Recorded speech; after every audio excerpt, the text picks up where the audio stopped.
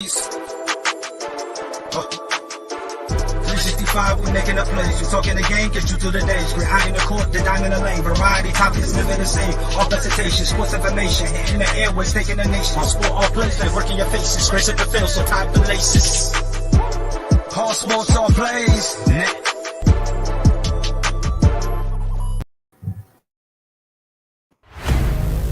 Get ready. This summer, the Arena League Sports is on ASAP Network. Tune in live on either the Tiki Live or Roku app, as well as your smart home TV.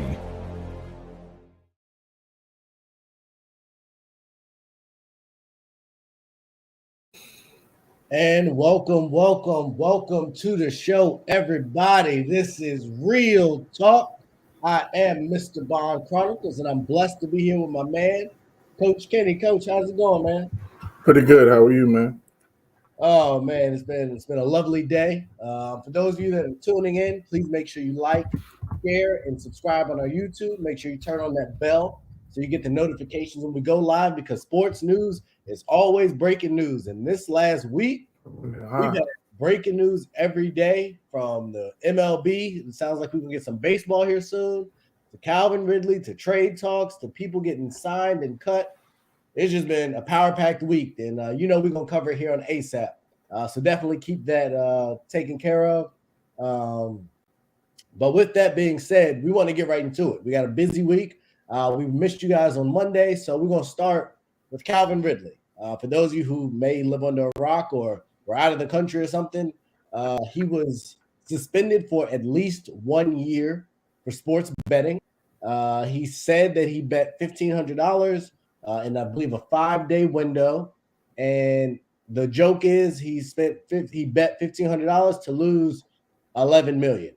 So obviously these are real life implications. I believe he can appeal it. Granted, his tweets have confirmed he did it. He's admitted his guilt. I think the issue for him is the length of the suspension. So kind of with what you've heard so far, Kenny, what are your thoughts? Yeah, I think the punishment is way more harsher than the crime. I just feel like, especially with the other issues that NFL has had, in terms of domestic violence and things of that nature. And if for domestic violence, you're only getting 4 games, and as opposed to a whole season just for betting, I just think they're totally this is totally heavy-handed in my opinion. I just feel like that the NFL and I understand that there's still an appeals process that has to be done, but just the initial punishment, I just think is way harsher than the crime. Like, we're talking about, especially when you're in bed with these sports betting companies, like it's hypocritical and to me it's heavy-handed. No, I definitely agree. I think, and I know when this first happened, our group chat or our channel chat kind of went nuts. So I look at it very differently, I guess, from a lot of people. And that I think the biggest thing is what you said, like, the NFL is highly incentivized to participate in this. Like, sports gambling is everywhere. It's on tons of commercials. It's on tons of billboards. You can't go a day if you watch sports TV without seeing a sports betting show, without seeing the gambling lines. Like, everyone is profiting off of this. What I don't understand, and I wish we had some other people on, and maybe you can help me understand, is I keep hearing people talk about the integrity of the game being at stake. Cool. I'll go down that road with you. Where I get lost is he bet on his team to win and he wasn't playing. Exactly. So that loses me too. So I don't get it. Like, I've really tried to understand it, and I've heard different people talk about it. And the biggest takeaway that I have of people that are critical of what he did is he used against the rules. Got it. I'm not arguing, but I think the rules are dumb. Mm-hmm. Like, why can't I, if I believe in my team and I believe in our talent, why can't I bet on us to win? Like, and then people saying, well, you could get into a bookie and this, that, and other. I don't know all of the nuances of that, but as far as I can see, I'm on FanDuel every day. I got about 4 or 5 parlays going on as we speak. You can only bet when you deposit money into the online account. I haven't seen where you can bet on credit. So even that to me seems antiquated in people's thought process of a bookie coming to break your legs if you don't throw the like, this is 2022, and although there are areas of our country and the world that we are definitely not up to date on some things, sports betting is not really one of them. It's not. So I don't get the outrage. To your point, Ray Rice, and that'll always be kind of the benchmark at 2 games. And granted, he lost his career because of it. But I'm looking at Deshaun Watson, who's lost an entire year over allegations. And so we have a guy that's bet $1,500 and he's going to lose a year worth of salary when he was already dealing with mental health problems. Like, what message are you really sending outside of the hypocrisy of it all? And you're talking about my Commanders owner here for paying other owners and rest under the table. I don't know of that report. I don't know if that's come out. He obviously isn't paying them enough. We've been trash for a long time. If he was going to pay somebody, he should have paid not to injure RG3, and we might still have something going on. That's hilarious. So yeah, and he's rich, but if that was the case, they don't need to suspend him. He's helping them out because they ain't winning that. And the refs definitely are robbing him because they haven't they ain't doing nothing to help him out. I don't know funny. Where that came from, but yeah, I haven't seen that. No, but not even that. What about the Dolphins owner with Brian Flores' accusations? Now we see this issue now with Jerry Jones. So I just need them to keep that same energy and pursue it with the same, passion that you're, pursuing this young man, because these are also made. Well, the Jerry Jones thing, that's more of a personal thing. So I wouldn't say that is bad, but the Miami owner situation, if this is true, these allegations, like, he literally needs to lose his team, because if you're incentivizing or paying your coach to lose games, what more speaks to the integrity of the game than that? So, like, there's no way that we can, there's no way that we could be this heavy-handed on Calvin Ridley and then not investigate that situation fully, because that's definitely affecting the integrity of the game. He wasn't even playing, so I don't get that whole integrity of the game issue, because he wasn't playing, so he had no impact on the outcome of the game.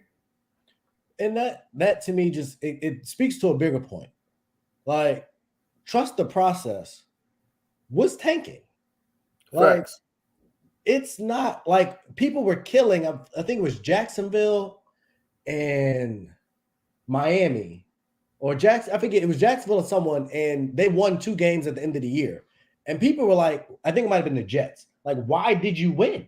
Yeah, the tank for Tua. I think that was the tank for Tua year. I think it was the Trevor Lawrence year. And I think one of them. It was one of them, because again, the fans were upset that their teams were winning games because it was affecting their draft position. So if you're gonna compensate people for losing, what are we doing here? Like, it's just so hypocritical. And that's why I love ASAP, because it's a network where we can come and speak openly. I don't think that these intelligent minds that are on ESPN and FS1 and all these channels that are coming out overly critical, especially ex-players, they can't really believe the stuff that they're saying. Like, what the humor in it for me is, how can Adam Schefter bet on games? Can he have a DraftKings account? Can he have a FanDuel? Can Chris Mortensen? Because they know more than everybody. Like, they're breaking stories the night before. So they publicize their fantasy football. Like, so if they're in pools and they're in leagues and they're in money leagues, and the issue is, well, you had inside information, so you had an unfair advantage. Like, everybody does. Everybody that's on TV has an unfair advantage because they are connected. They used to be in these locker rooms. Shannon Sharp called Julio Jones on air. Mhm. Like, so what are we really talking about? The hypocrisy in the media, the hypocrisy of the NFL, and this absurd suspension. I just don't get. And I think it's going to be what it's going to be, but it's really disappointing. Yeah, definitely. I mean, and like I said, hopefully this whole appeals process will will reduce it somewhat, so that way this guy doesn't lose a whole year's worth of salary. But again, it just was totally heavy-handed. And even in this situation, and obviously I don't agree with Mason Rudolph, but Myles Garrett hit someone in the head with a helmet. Right. Like, he could have killed the man. The dude got two. What, he got 2 games? I think he got something like that. Like, it was something. Yeah, 2 games, because it was 2 games. He got 2 games. This man physically, like that's assault. Like, you with a deadly weapon, you might as well say, shoot, you hit somebody in the helmet, with that type of force, you can kill them easy. So the NFL is doing NFL things. I'm not surprised. But I guess, it's just kind of, it is what it is. Hopefully the appeals process, voice of reason. I don't know. Do they have an independent committee that hears these, or is Roger Goodell still? Yeah, that I don't know. That's a good question. Got you. Well, ultimately, I think we can agree based on the way the rule is written, it was a bad decision. Like, yeah, whether it's, how dumb I think it is, the rule is the rule. And by all accounts, everyone says to start the year, they tell you can't gamble. So that was a bad decision. No doubt. I believe it was last night, and correct me if I'm wrong, the Lakers had a game. And LeBron James had a decision to make at the end of the game. And he drove, in essence, baseline. Seemingly could have went up strong initially. The defender jumped. He could have did a reverse layup. But instead, he missed the 2 people cutting to the basket. Russell Westbrook, who plowed over a defender, and threw it to Melo. They missed. They go into overtime, get blown out. How you get blown out or lose by double digits in a game that goes to overtime is beyond me. And that's with LeBron hitting a 3. But in essence, they lost the game to the worst team in basketball, arguably. So my question for you is, did LeBron make the right decision? Because people point to just a few games before, he did the same thing, he kicked it to Melo, and he made it. So is the outcome dictating this, or did LeBron make the right decision, in your opinion? I don't know. I don't know if I would say it's the right decision, but I think that's what LeBron does in those situations. When he looks to penetrate or he looks to make plays down the stretch of the game, he always is going, well, more often than not, he's going to pass to the open guy. But I do feel like he made a mistake there, because you're right there at the basket. And I think in that situation, I think you need to attack the basket. We know that it could be, a psychological issue with LeBron, because we know that he struggles at the foul line. And sometimes he doesn't want to, sometimes he doesn't want to get fouled, or maybe not, maybe doesn't have the confidence to knock down those free throws. That could be an issue that played into it. And I'm sure it does to some degree. But in that situation, you're right there at the basket. You're 6'8", 250, 260, or whatever it is. You go attack the basket and you finish that play.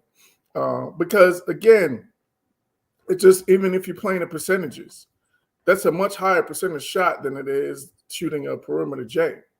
So I just think, all of it, and I don't want to get down the rabbit hole of analytics, but that's one of those analytics plays that goes wrong. And it's just one of those situations where you just attack the basket, finish at the rim, and it's one of those. And more often than not, especially with your reputation, if you don't score that, then you're going to get fouled. So yeah, I just think he made a mistake. He should have definitely attacked the rim and finished the play. No, I definitely agree. And to your point, this has been LeBron's thing. It's helped make Skip Bayless famous on top of his storied resume. But these kind of decisions are what the Skip Baylesses of the world live for. Right. And then people always talk about the Jordan, Kobe, LeBron conversation and his lack of killer instinct. And it's plays like this that you see that. Like what are you doing? Mhm. Like right at the rim, man. He was Finish having that. a rough game. But just you're the biggest man on the court. And you've shown you can get to the basket. You've shown you could finish. He was like 1 of 9, I believe, from 3. Like, I don't know if it's age. I don't know if it's motivation. Russell Westbrook actually had a great game. And you ruined a great game by Russ by just, I don't even want to call it a brain fart, just not having that instinct to attack the basket and finish at the rim. Like, you've dunked on people all your career. Like, what happened there that caused you to not do so? So I always think the star is better taking that shot. We've all seen the pictures of Kobe when he had 4 people trying to guard him, but he's going to shoot it. When you're driving downhill towards the basket, like, come on. Like, worst case, and to, I think Skip that's the last person you want to see coming downhill. It's the last person you want to see coming downhill, but the pressure on free throws isn't even really there. It's not like you were down 2 and you were going to have to make 2, because we've seen LeBron this year. Just got to make 1. You just got to make 1. So he's too smart of a player to not know the time and situation.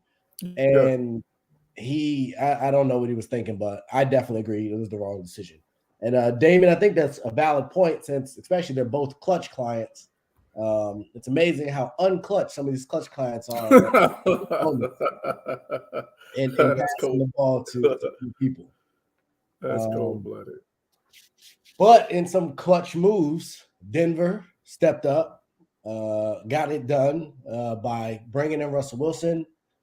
Washington, I'll get to that in a minute. Let you have that one. I don't, man. And Aaron Rodgers is still Aaron Rodgers for whatever reason. So I'll start with Carson Wentz. I don't like the trade. I don't hate the trade. I don't like the trade. I think the trade does make us incrementally better.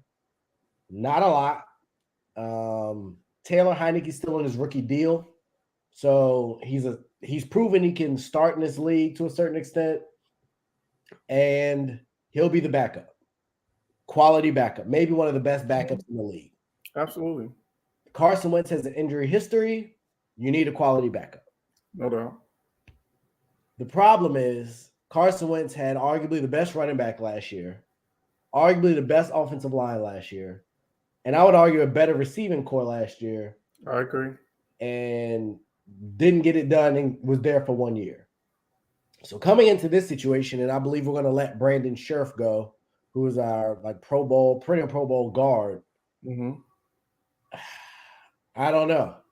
I did hear a stat that over 50% of his passes were screens and within 5 yards. So we have a team somewhat built for that. DeAndre Carter, Curtis Samuel, but he never healthy. He has an arm. He'll force it to Terry. I think it does solidify the quarterback position so that we won't have to draft a quarterback or reach for a quarterback in the first round. I think we can go look either free agency.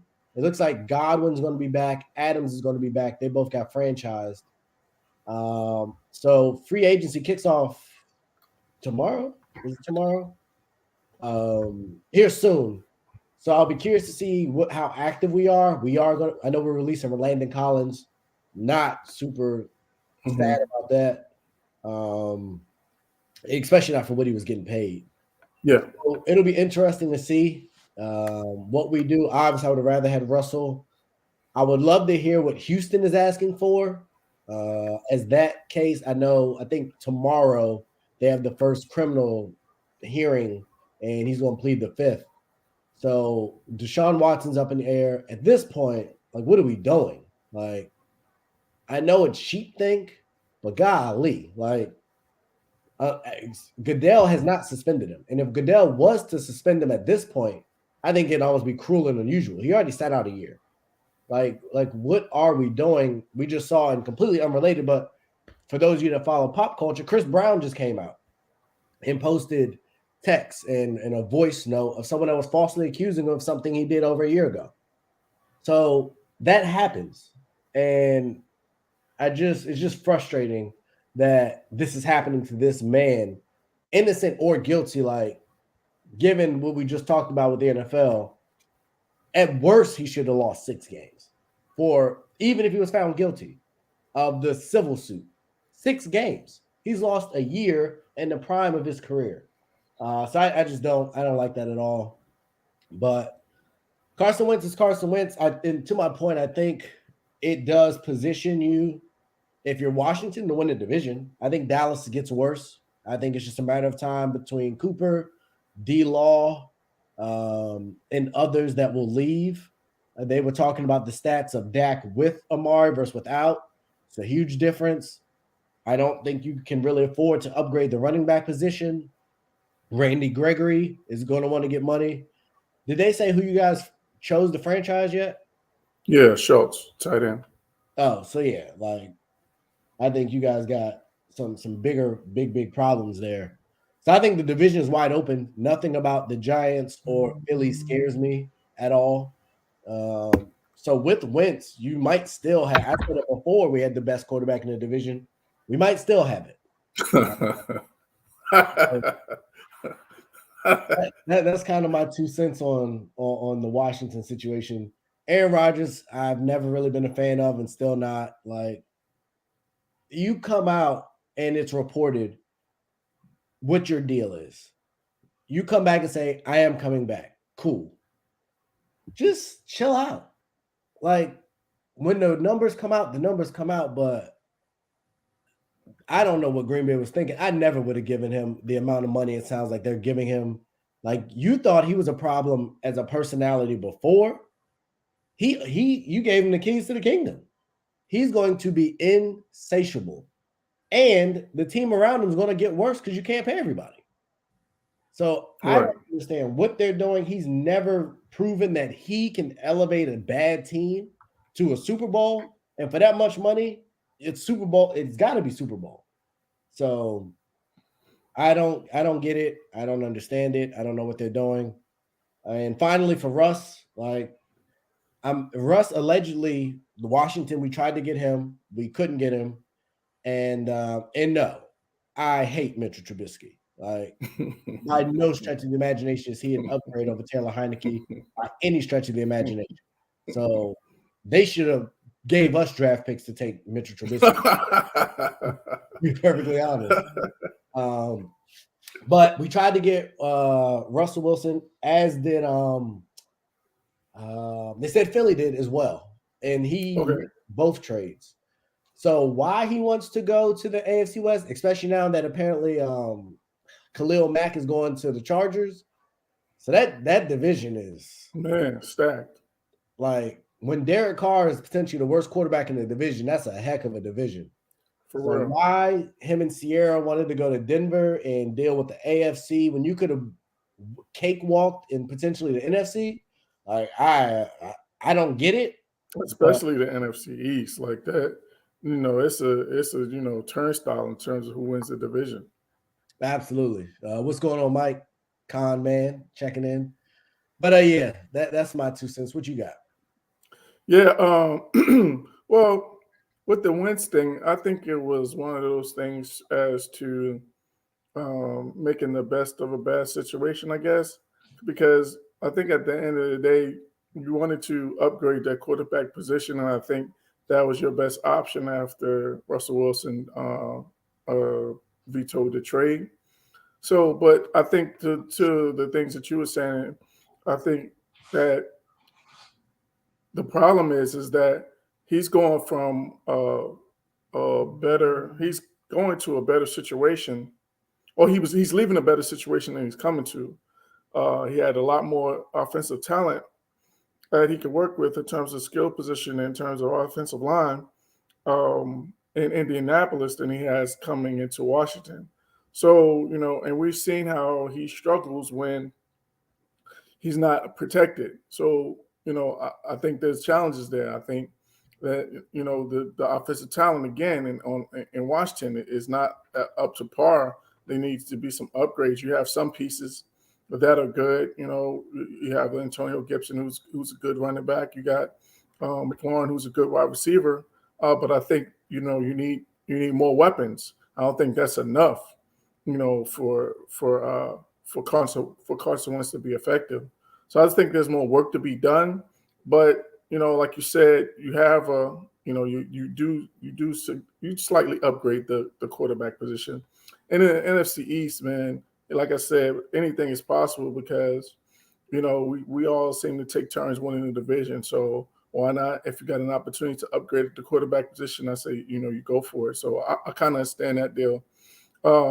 In terms of Russell Wilson, I'm a little surprised too, because like you said, I think you've got a better chance to be a contender if you come to the NFC as opposed to being or not come to the NFC or stay in the NFC, right, as opposed to coming to the AFC West, like you said. Now you think about it, man.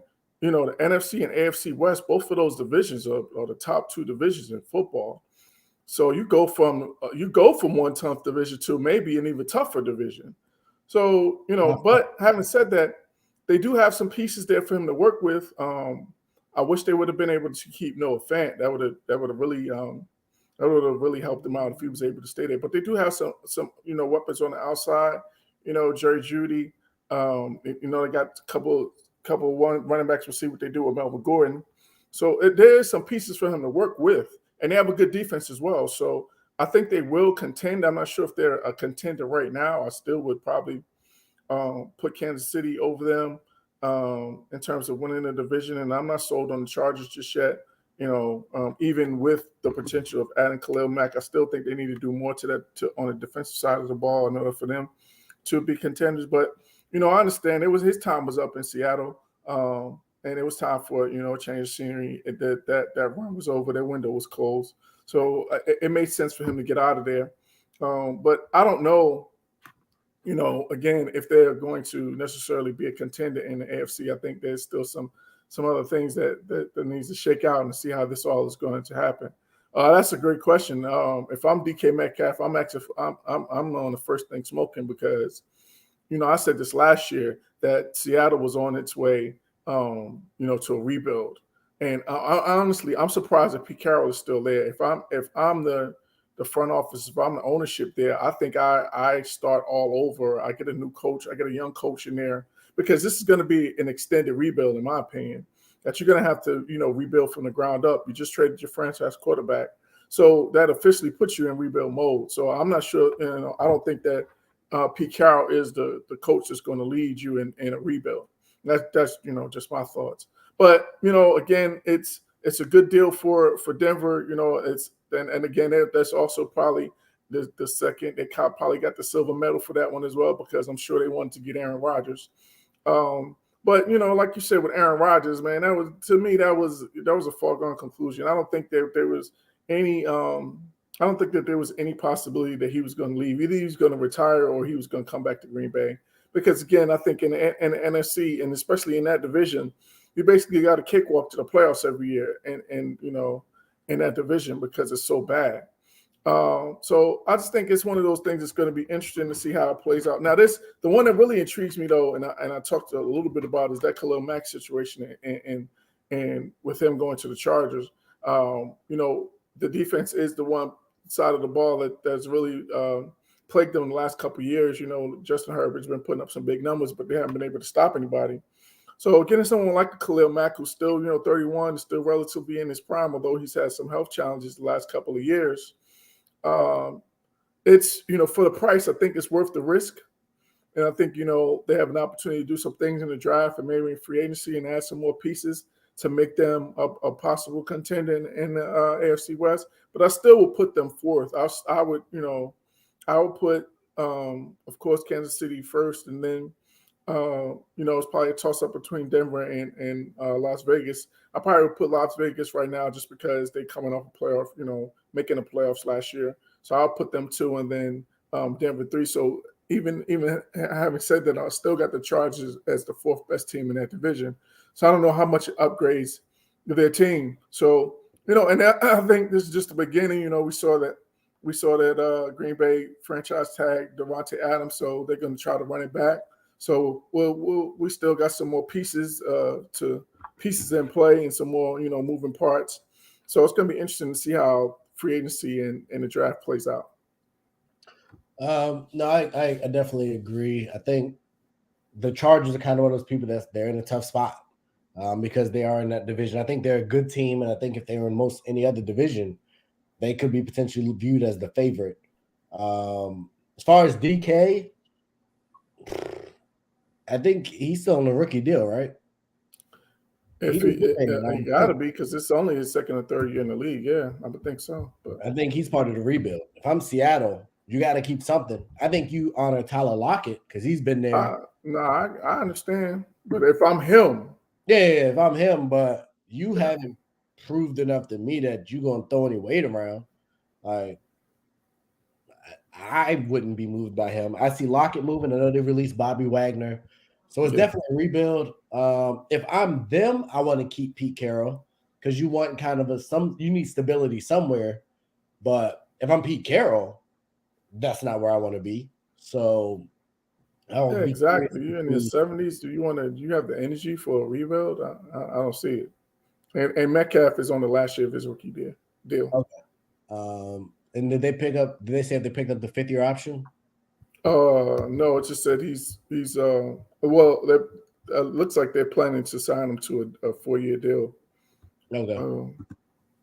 And that's actually the other piece to it, and I'm glad we had that conversation, is if I'm him, I leverage that into maybe getting overpaid.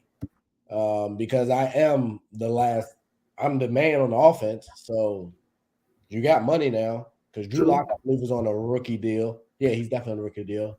So if you get Tyler Lockett's contract out of here, Bobby Wagner, you just save money. Russell Wilson's gone.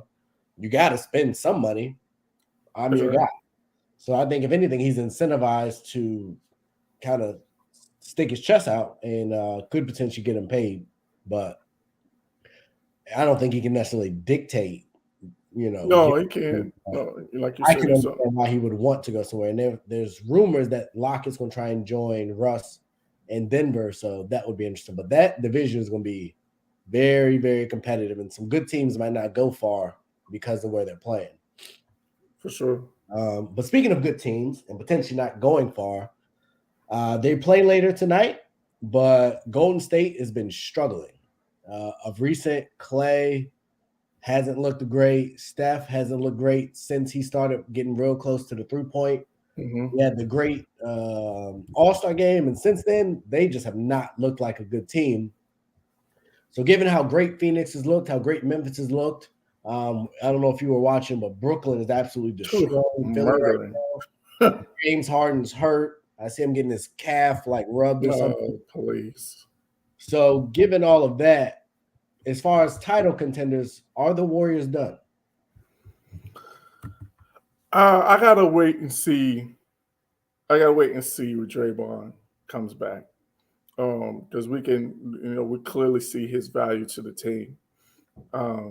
He just makes the game easier for them on both ends of the court with his playmaking ability on the offensive end. He gets Steph so many different open looks, and I think the struggles of Steph are, we're clearly seeing, and this is a direct result of Draymond not being in the lineup. So I'm not going to say that they're done. I want to wait and see, the difference that Draymond makes, because again, he does affect both ends of the court with his defense and with his communication, with his help, and again with his playmaking ability on the offensive end, on how he creates shots for other guys. I think they're really missing that, and as a result, I think that's why you see Steph and Clay struggling. I think Clay, to a certain degree as well, I think is that he's getting his legs under him. He hasn't played in 2 years, so I think this could be also some fatigue that's contributing to his struggles. So I think that's part of it too. So I wouldn't say that they're done just yet. I would wait and see the impact of Draymond being back in the lineup before I say that. I ain't gonna lie to you. Draymond or no Draymond, I just don't see it. And I agree with you because I've been watching a lot of the Warriors games. And a lot of Clay's shots are short. which is telling me it's a leg issue.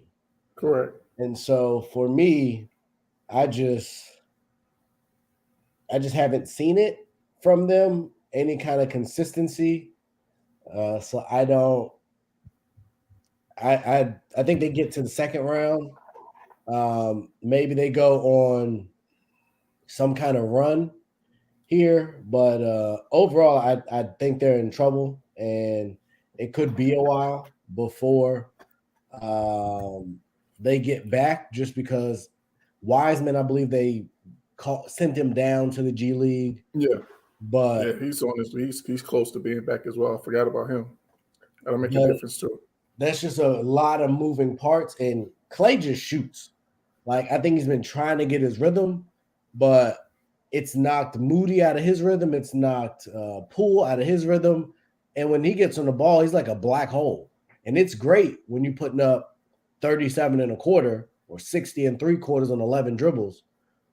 But when you go on 1 of 9 to start a game and you're shooting them out of a game, like, that's just not ideal. So I think they're in a lot of trouble. Obviously, it could change, but as far as I'm concerned, I don't see it. So yeah, no, I understand. Like, we talked about this when Clay was coming back, that there was going to be some challenges in terms of integrating him back into the lineup, and I think that's what we're seeing. And to your other point, I think it's really impacted Jordan Poole because he was really playing well before Clay came back into the lineup, and we've seen his minutes get drastically impacted as a result. And we see his effectiveness get drastically impacted as a result. So I think it's definitely you're definitely seeing those things, those issues come to the surface. But again, this is on Steve Kerr. This is why you get paid the big bucks. You got to figure out, put guys in the best position to be successful, and if that means you got to cut some of Clay's minutes, you got to do that. Especially if you're seeing that he's not being effective. So I think that's and I think they have enough talent definitely to still contend. I think it's just one of those things where they just got to figure out where all the pieces fit, and Steve Kerr has had to put the pieces together to make the puzzle work. No, I agree. I definitely think this falls on his lap. And you could be right. Draymond could be that spark plug that makes everything go, but they got some work to do to get there. I just checked in the game. Obviously, it's up 30. James Harden is a whopping 3 of 17, and Joel Embiid is 5 of 17. So James Harden has played a little under 30 minutes, and he's a minus 30. So this has been a drubbing from. This has been like this since the first quarter. They were up 20 in the first quarter, and Brooklyn just came out on a mission tonight. And I was I told somebody that, I was talking to somebody on Twitter, and I just told them, I was like, yo, like Kyrie and KD, they live for games like these. And so you could see it when they came on the court. They came on the court with a purpose, and they came prepared to make a statement. And they clearly made a statement tonight that, and this is, without Ben Simmons, that this is a team that if they're fully, if they're at full, if Kyrie is a full-time participant, then watch out come playoff time, because this is going to be a team that nobody wants to see in the playoffs. No, I agree. And speaking of playoffs, we've seen a number of teams in the East. I know we've talked about it on this show quite a few times and how deep the East is. And obviously there was talks about would Brooklyn even make the play-in? And now it might be how high can they rise? Granted, Kyrie won't be able to play a lot of the remaining games. But we've seen Cleveland slide a bit. The Knicks have gotten quite hot here recently. But a team that people wanted, I think a lot of people kind of stiff-armed, but were aware of, are the Chicago Bulls.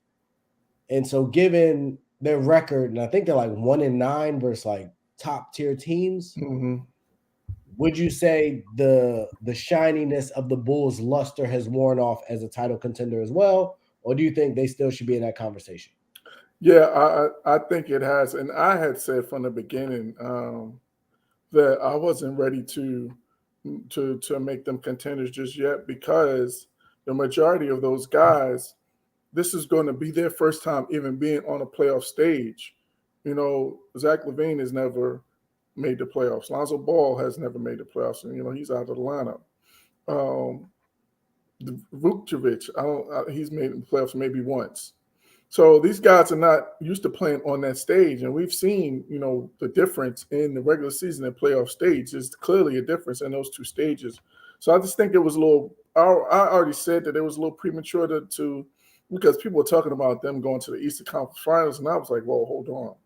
Like, we got to wait and see how these guys are going to perform." And the proof is in the pudding right now. The fact of the matter is against, those contending teams, this is the record. You are who your record says you are. And so if you can't beat contending teams in the regular season, there's no switch that goes off that all of a sudden that you figure it out. You usually who you are in, those situations. So, and the fact of the matter is that they haven't even been on that stage, and you're not winning in the regular season against these teams.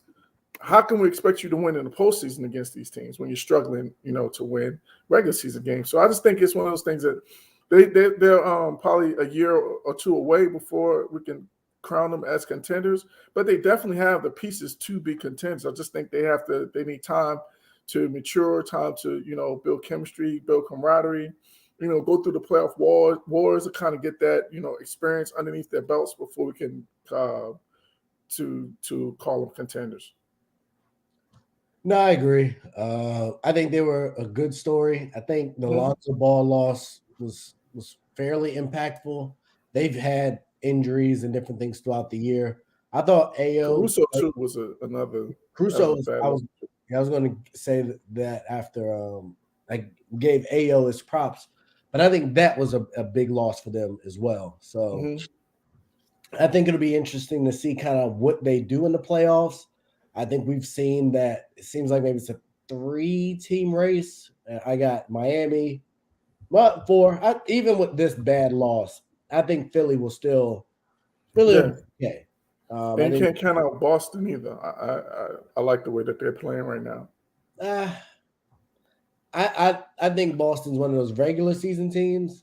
I'll be very interested to see how they end up once we get into the playoffs. No, I understand. How that Tatum Brown tandem, Marcus Smart, Al Horford. Because when I'm looking at what Brooklyn, Milwaukee, and Miami can do, I just don't know if they're in that class. But we will see kind of what comes of it. But I don't see them as that team. I think they're that next level. I think they're in. Yeah. No, I agree with you. I'm just saying that if you're talking about. If we're talking about first tier, second tier, then they're right there on the top of that second tier. That's fair. I'll give you that. So, speaking of, I know we talked about the Nets, and I mentioned the Knicks have been playing well.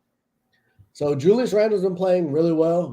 I have been critical of him on this show, and the Knicks pretty harshly in how the organization's run. My question for you is, with Zion getting back healthy, and I believe it was you or someone else said the best way to kind of move him would be for him to play. If New Orleans is actually pushing and trying to contend for that last spot, and the way the Lakers are playing, they may very well be able to get it. So kind of with the new. Well, they're in there now. They're in the 10. Are they in that 10? Mm-hmm. Okay, I didn't have that. So so that even more so to my point, with where they are currently located.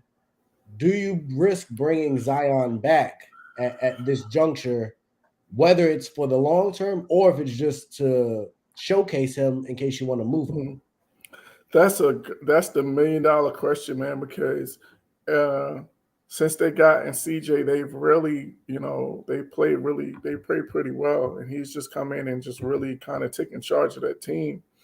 So I'm not sure, man, because you don't want to, it's one of those things where if it's not broke, don't fix it, where you're kind of in position now to you're in the play-in tournament right now. And it's a tough decision to make, but at the same time too, to have a talent like that's available and to sit them out, like I don't know if I could do that. Like even if you're worried about chemistry issues, even if you're worried about things of that nature, like that's a tough. You can't sit a talent down, a guy that can get you 25 a night. Those guys are not easy to come by. So, and the fact that Brandon Ingram it just went down. I think he has a hammy issue. So they may even need him. So I think if he's healthy, you got to play him because you're in playoff position right now. And again, and also the other thing is that you never know. Like the fact that you bring in CJ McCollum, who's under contract, it's going to be there for the next 3 or 4 years.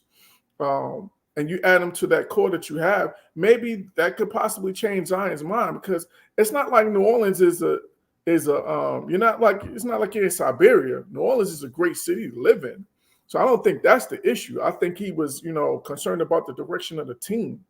So I think if he comes in and sees the talent level that's there now with you adding a CJ McCollum to that team, maybe, it convinces him to change or it changes his mind and maybe he rethinks about wanting to be in New Orleans long term. No, I agree with a lot of what you're saying. And I would say the Ingram injury definitely could force their hand as, like I said, where they're located. I have a follow-up question, though, because you mentioned CJ McCollum. And it's twofold. And Lord knows I don't want to get a black man fired. But he was out a lot of this year. But he didn't look like this in Portland. And we've seen Portland now get blown out a lot here recently. Was he being mismanaged in Portland under Chauncey, or what happened that's causing this CJ resurgence, in your opinion? Well, I don't know if it was mismanaged. I just think he has the ball in his hands a lot more. Playing with Dame, that's another ball dominant guy. So I don't think he was getting as many touches as he's getting in New Orleans because since he's been there, I've had a chance to watch a couple of games, and he's been really aggressive, and he has the ball in his hands a lot. So I think that's really the difference, is that he has the ball in his hands a lot more and is able to make more plays. So I don't know if he was necessarily being mismanaged. I think it's one of those things to where you got two guys, two great guards, two guys that could score, two guys that can, that can light it up from anywhere on the floor, and it was just trying to find a balance between those two. And I think, it was one of those things where that kind of, had went its course. I think they went as far as they could go, CJ and Dame together. And, they needed to do something to break that up. And, the young fella, Anthony Simons, has been coming on this year as well. And I think they see him as a piece to build upon in the future. So I just think that that made CJ a little more expendable. So I don't think it's necessarily he was mismanaged. I think he was just, not getting as many opportunities as he's gotten in New Orleans. Okay. We'll go with that. In a kind of unrelated topic, I wanted to get back into the NFL for a bit. And we saw recently the combine, and I know we've talked about the, how significant and things like that are in the combine. But we saw a lot of really fast 40 times. And we've seen people that run really fast 40s not be really great NFL players. So my question for you is what do you think has led to the quote unquote rise in low 40 times? And two, why does that not translate to success in the NFL? I think the first part of it is I think it's a byproduct of the fact of, the evolution of, sports of talent, or, guys are bigger, stronger, faster.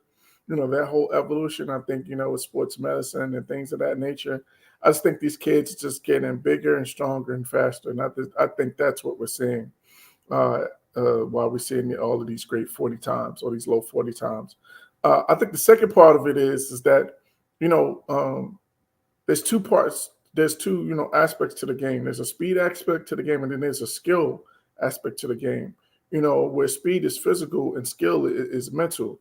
So you can have the speed, speed aspect, but you may not necessarily have the skill aspect, and especially, especially if you're playing the, those skill positions, or if you're playing offensively or defensively, if you're a wide receiver or if you're a defensive back, you can run a 4.2 but have stone hands. So it really doesn't matter how fast you run if you're getting open, you can't catch the ball.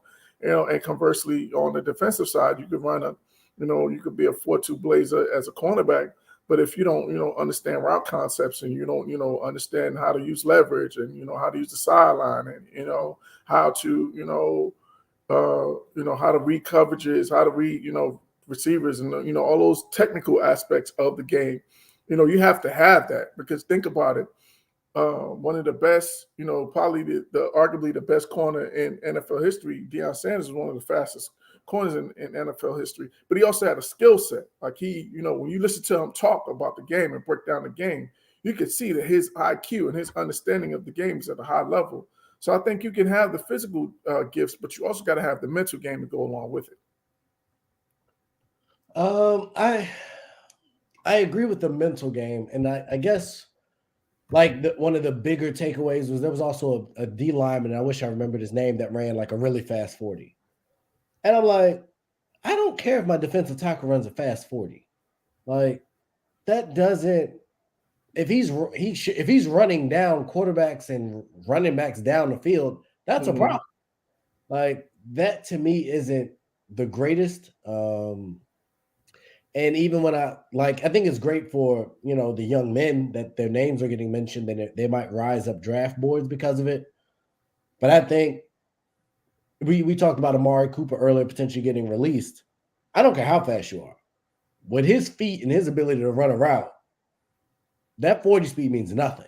Correct. And so in today's NFL, I think we see a lot less of the John Browns and Hollywood Browns and people like that are just straight burners being super successful, because defensive linemen are so good, quarterbacks don't have a lot of time. That's right. So you're much better off with the possession receiver. Jamar Chase is a good mix, and so is Tyreek Hill, because obviously they're fast. But generally speaking, you're not just lining up, running straight. And that doesn't also mean you're going to be able to get off press coverage. Mm-hmm. So the glamorization of the 40 times, I think, is just outdated at this point. It's kind of like the dunk contest to me. Like, what does it really mean? Because so many people haven't translated well. Like, it's right. Cool for a skills competition, but that wouldn't do much of anything for me if I was drafting a player. So we'll just kind of see what comes of it. And like I said, I wish the young men the best that ran the faster times, but that doesn't worry me if I'm a receiver, because the defensive back can run fast. Like, right, you got to see how it translates on the field for sure. And speaking of translating on the field, we talked about this team earlier, and I would definitely get out of the way because this team is near and dear to your lovely heart.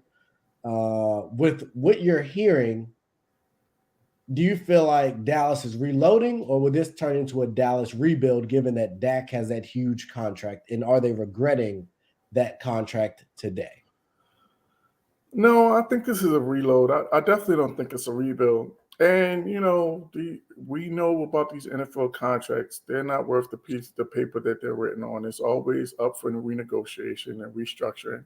So I just think it's one of those things where we're going to, of course, you can't, in the NFL, you cannot keep your roster 100% from year to year. There's always going to be some form of turnover in the roster. And to be honest with you, I've been down on DeMarcus Lawrence the last couple of years. He hasn't been able to stay healthy. I've been pretty much, since he's gotten his money, he hasn't been nowhere near the level of production that he got prior to that contract. So I'm not really shedding any tears to see him walk out the door. Amari Cooper, on the other hand, I'm definitely not really happy about seeing him go because you got Gallup, who's coming off an ACL injury, and you got CeeDee Lamb, who's inconsistent with his hands. So and you still got what's my guy's name? Number one, the the speedster. Can't think of his name off the top of my head, but he's a free agent as well. So there's definitely going to be some attrition on offensive end, but we still got Zeke back. You still got Tony Pollard back. We need to make some upgrades on the offensive line. So, and I think, defensively, I think we'll do some things in terms of, I think we'll bring back Randy Gregory because I don't think he's going to cost as much because of, his checkered pass.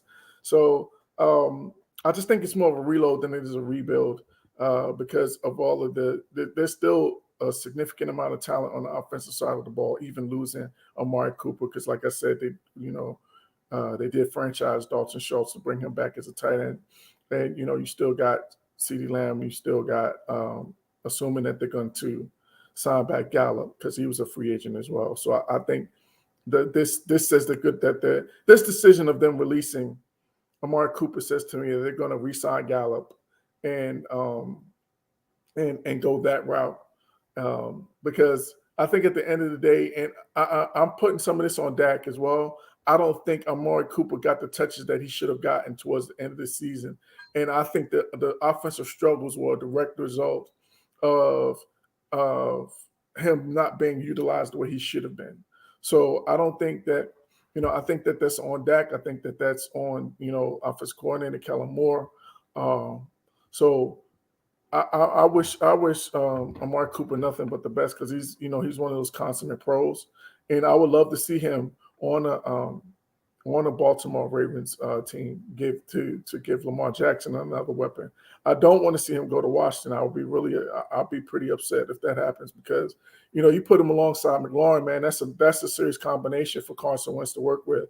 So I think it's more of a reload. I wouldn't say it's a rebuild. I just think we're retooling it and allocating resources into other parts of the team.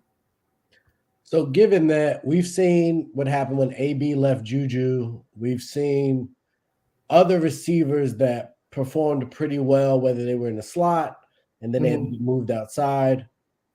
With Amari gone, what do you envision for CD? You talked about the concern with drops and some of his inconsistency. If he is, do you believe he becomes your number one, or do you guys look to try and go get someone else? And two, in that role, what does that mean for your offense? I think he does by default become the number one. He still has to prove that he's that number one guy. I think he's Dak's favorite target by far. He definitely gets the majority of the touches, so he's going to now have to prove that he can be that number one guy. And again, I think that the proof is going to be in the consistency of his hands because he has some questionable drops where he's going to have to clean that up in order to be considered a number one receiver.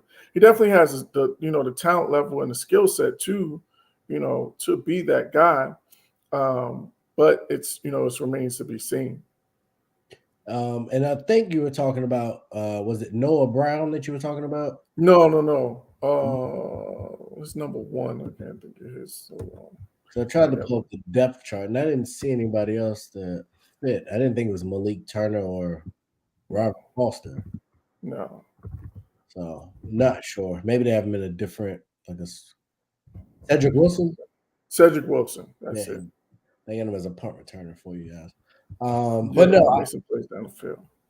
I don't know. Like, and we talked about the Carson Wentz thing earlier, and we focused on the NFC East being down again, but I think the NFC is just down. So that's fair. We don't know what's happening in Tampa. We don't know what's happening in New Orleans. We don't know what's happening with Jimmy G in San Francisco. Like, Arizona has their issues. I think it's just a lot up there. Question, absolutely. I don't know if Minnesota, it sounds like they're going to keep Cousins at this point. Yeah. But Cousins doesn't scare anybody. Detroit. Chicago is about to get rid of Khalil Mack, so I don't think that'll make them a lot better. So, I mean, I think by default, you guys are still in a good position where you shouldn't rush to rebuild.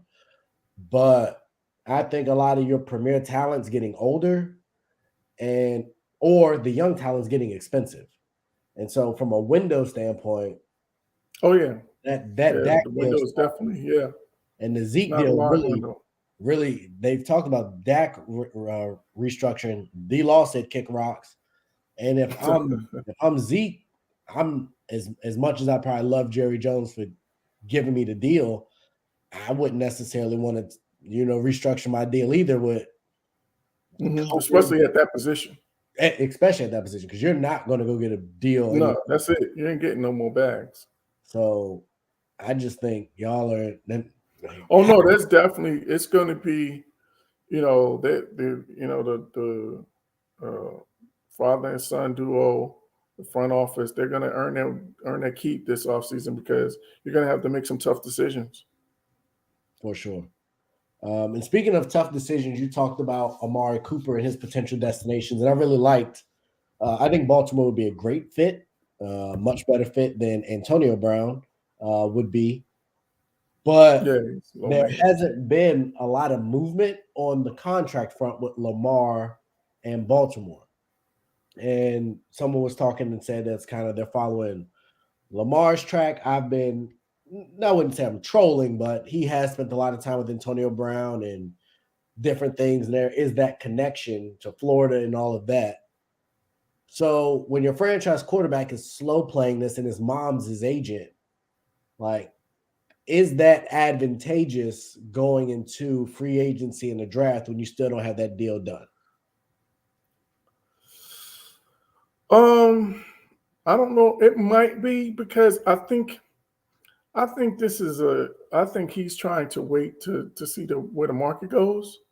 I think he's waiting to see this, see this Aaron Rodgers deal get done, to see where the market gets reset to before he makes his deal, because he doesn't want to underbid himself or underestimate his value. I think that's where the slow drag has been. I think that's more so has more to do with it than him not wanting to resign, because we see how he's that's the next domino in terms of setting the market.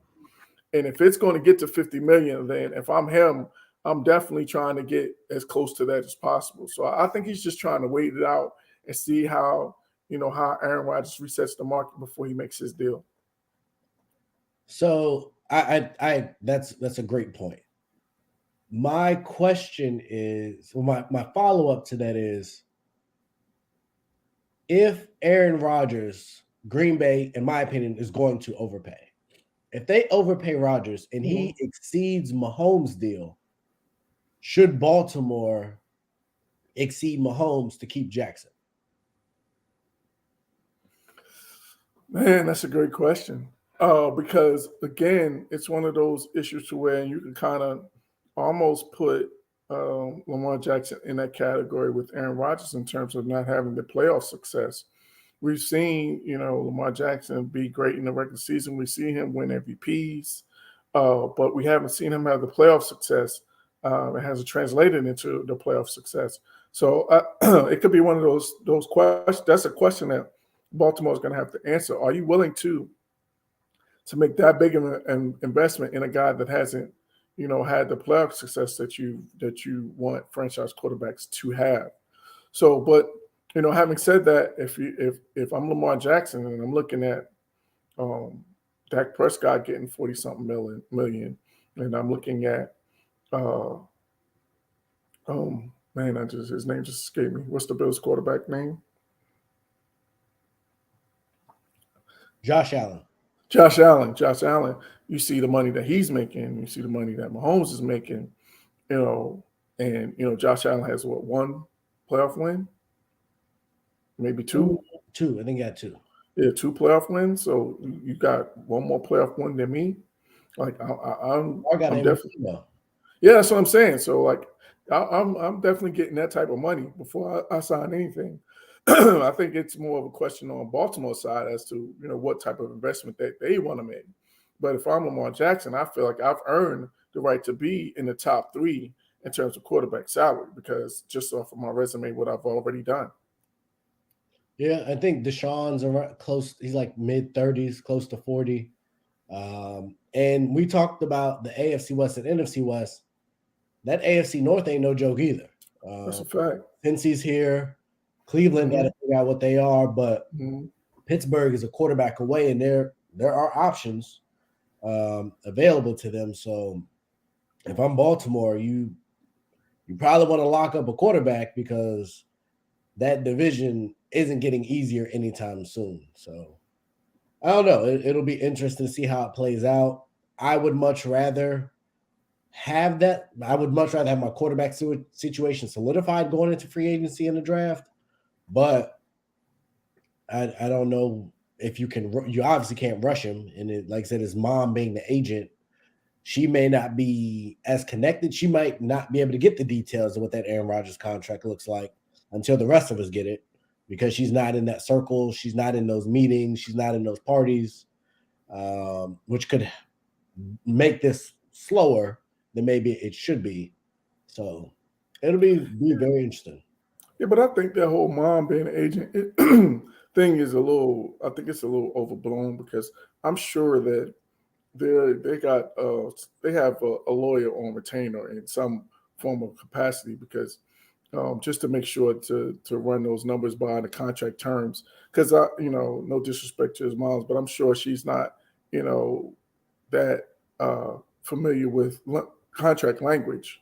So I'm sure they have a lawyer on retainer to make sure that all of the cross the I's, dotted, and T's crossed, and all of that stuff, to make sure that all of the terms are, what to their liking.